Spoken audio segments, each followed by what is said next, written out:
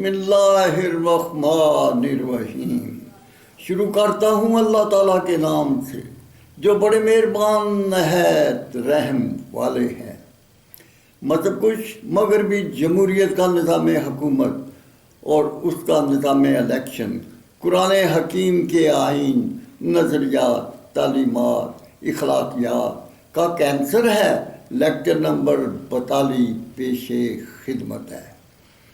انگریز نے اپنے مفتوحہ ملک پر اپنی حکومتی اجارہ داری اور بالادستی جاری رکھنے کے لیے مغربی جمہوریت کا استحصالی، طبقاتی، تفاوتی، سودی، مخلوط نظام حکومت کا حکومتی ٹولہ، ان کا نظام الیکشن ایسا ترتیب دیا جس کے ذریعے جگیردار فوجی ٹولہ، مذہبی علماء اور علماء مشائخ کرام کی سیاسی جماعتوں کے رہنماؤں کا حکومتی ٹولہ ملک اور ملکی عوام کی فلاح و بہبود کے لیے اپنی اپنی سیاسی جماعت کا منشور تیار کرتے اور اسی منشور کے تحت ووٹ حاصل کرنے کے لیے عوام الناس سے رابطہ کرتے۔ 1947 کو پاکستان مار سے وجود میں آیا۔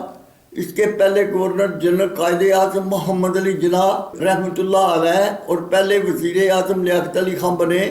قائد اعظم رحمۃ اللہ علیہ 1948 کو وفات پا گئے۔ ان کی جگہ خواجہ ناظم الدین کو گورنر جنرل بنا دیا۔ 1951 کو سازش کے تحت لیاقت علی خان کو قتل کر دیا گیا۔ نہ اس کا مقدمہ درج ہوا، نہ کوئی انکوائری ہوئی، نہ مجرموں کا پتہ لگایا گیا۔ حالات و واقعات اس بات کی غمازی کرتے ہیں کہ انگریز کا پروردہ فوجی چیف کمانڈر ایوب خان کی زیر کمانڈ فوج شاہی کا سکندر مرزا، افسر شاہی کا غلام محمد، منصف شاہی کا چیف جسٹس منیر، جو انگریزی زبان کے British law, Indian law, American لا، جیورسپروڈنس کے تعلیمی نصاب، اس کے ایڈیشن نما انگلش میڈیم شاہی اخراجات والے تعلیمی ادارے جن سے انگریزی زبان کے حکومتی ایوانوں اور اداروں کے حکومتی اسکالر تیار ہوتے جو ملک کا نظام حکومت چلاتے، وہ سب ایک سازش کے تحت اکٹھے ہو گئے۔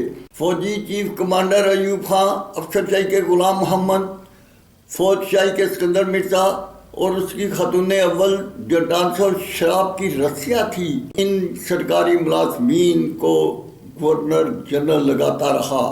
نہ وہ سیاسی رہنما، نہ عالم دین، نہ صاحب بصیرت انسان تھے۔ انہوں نے حکومتی ایوانوں کو سرکاری کلب بنائے رکھا۔ منصف شاہی کا جسٹس منیر ان کو 1935 کے ایکٹ کے تحت ان کی منظوری جاری کرتا رہا۔ 1951 تا 1958 تک ایوب خان نے ان سے لیاقت علی خان وزیر اعظم کو قتل، 6 وزیر اعظم خواجہ ناظم الدین سہروردی، محمد علی بوگرا، چودھری محمد علی، آئی چندری گر، فیروز خان نون کو ان کے عہدے سے سبق دوش، سیاست سے بلیک لسٹ کرتا رہا۔ اس شاطر انسان ایوب خان نے دونوں گورنر جنرل سے بالتشدد استعفیٰ لیتا اور ملک بدر کرتا رہا۔ 1 کروڑ 20 لاکھ ایکڑ زمین کسانوں، مزدور جنہوں نے سڑکیں، نہریں، ڈیم تیار کیے، ان کی بجائے کمشنروں، ججوں، جرنیلوں میں تقسیم کرتا رہا۔ جب عوام اپنی بنیادی ضروریات سے محروم اور معاشی استحصال کے خلاف اٹھ کھڑے ہوئے تو چیف فوجی کمانڈر ایوب خان نے اس طوفانی احتجاج کو روکنے کے لیے 1958 کو مارشل لا لگا دیا۔ جاگیردار ملکی غدار ٹولہ کی جاگیریں ضبط کرنے کی بجائے پنجاب سے نواب کالا باغ، سرحد سے باچا خان، سندھ سے بھٹو خاندان، بلوچستان سے نواب بگٹی جیسی ملکی غدار اشرافیہ کو حکومت کا حصہ بنایا، اور 1970 تک جاگیردار فوجی ٹولہ، ان کی اولادوں پر مشتمل افسر شاہی، فوج شاہی، منصف شاہی کے شاہی طبقہ نے مل کر اسلامی آئین کو حکومتی گن پوائنٹ پر فائلوں میں دفن کر دیا۔ اہل وطن اس ظلم و جبر کے خلاف اٹھ کھڑے ہوئے۔ ایوب خان نے جان بچانے کے لیے حکومت اپنے پسندیدہ دوسرے شرابی، زانی، فوجی ڈکٹیٹر یحییٰ جنرل رانی کے سپرد کر دی۔ اس نے الیکشن کرائے۔ مشرقی پاکستان کے مجیب الرحمان کے ممبران کی تعداد مغربی پاکستان کے مسٹر بھٹو سے کہیں زیادہ تھی۔ حکومت بنانا مشرقی پاکستان کے عوام کا حق تھا جو نہ دیا گیا۔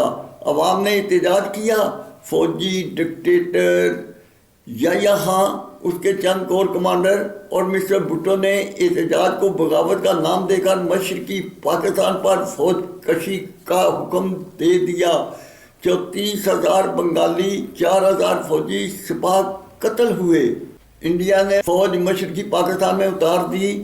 یا خان کے فوجی ٹولہ کے حکم کے مطابق 90,000 فوجی سپاہ نے انڈیا کی فوج کے سامنے ہتھیار ڈال دیے، ملک تلخ کر دیا، 1 یونٹ کو توڑ دیا۔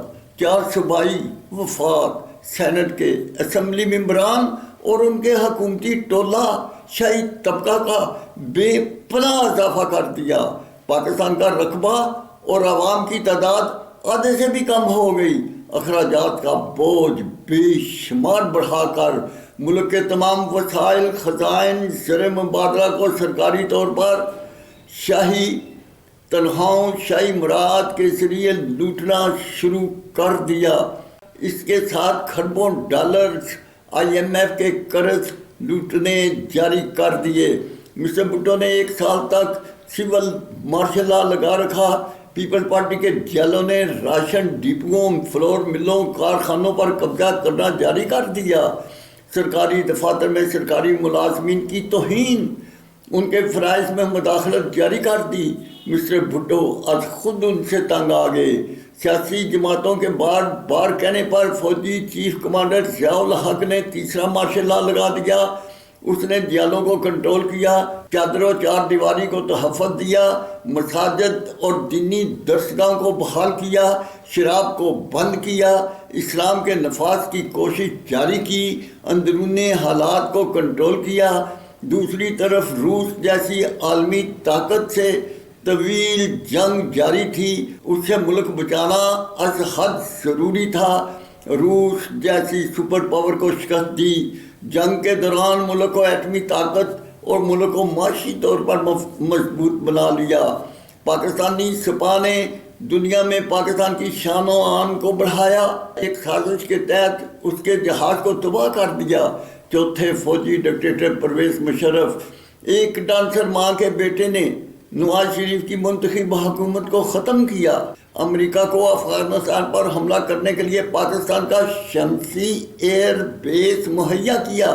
اس نے جدید اسلحہ، ڈیزی کٹر بمبوں، جنگی جہازوں، ڈرون جہازوں کی عالمی فوجی چھاؤنی بنا لیا۔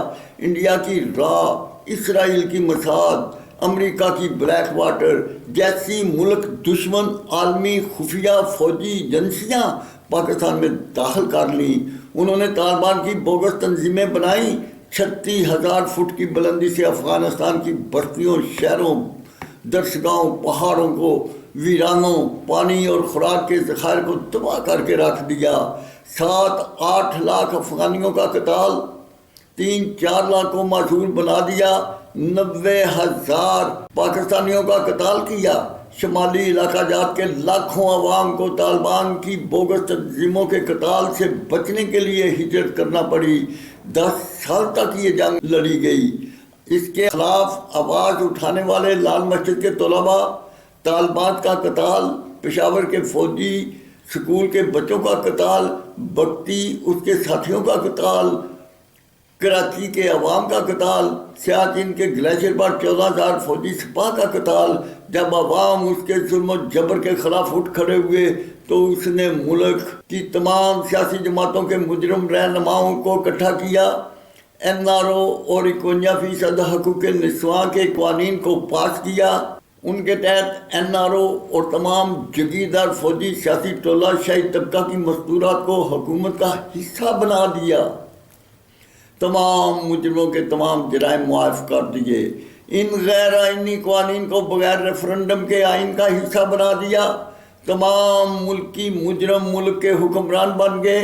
پاکستان کو عوام کی مرضی کے خلاف 49% مرد اور 51% ان کی مستورات نے ملک کو لوٹنا جاری کر دیا۔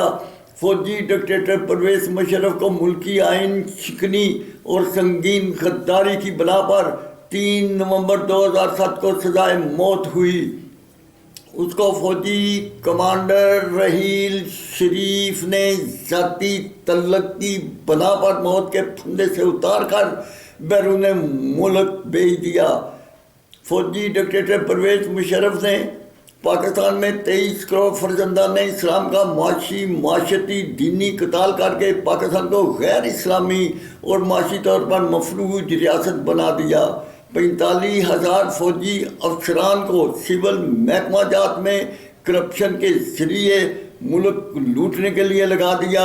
فوجی ڈکٹیٹر پرویز مشرف، اس کے مسلم لیگ کاف کے چودھری شجاعت حسین، پرویز الہی، شیخ رشید، فواد چودھری، شہزاد اکبر، MQM، اس کے 31 کیبنٹ ممبران اور 88 ججز، ان کے NRO کے قانون، 51% حکومتی ٹولہ شاہی طبقہ کی مستورات کے مجرموں کو فوری طور پر حکومتی ایوانوں اداروں سے ختم اور ملکی آئین توڑنے والے مجرم پرویز مشرف کے ساتھ پھانسی کے پھندے پر لٹکانے کی بجائے عمران خان کی حکومت کا حصہ بنانا۔